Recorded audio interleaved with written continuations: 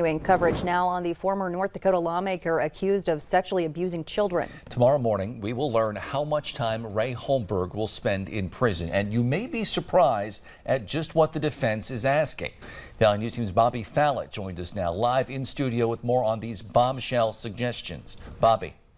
Yeah, Justin, Stacy, 19 pages of court documents right here detail why Holmberg's defense suggests that following the court hearing, he should be able to serve, if any, additional time at home instead of going to prison.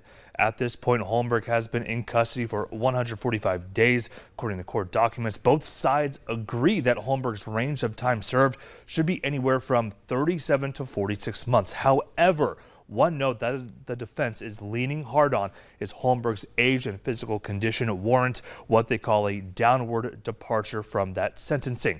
Holmberg pled guilty to a federal charge of certain activities relating to material constituting or containing child pornography and traveling or conspiring to do so in interstate or foreign commerce for the purpose of engaging in any sexual act. But his defense says that having intent to engage in commercial sex with a minor does not mean that he did.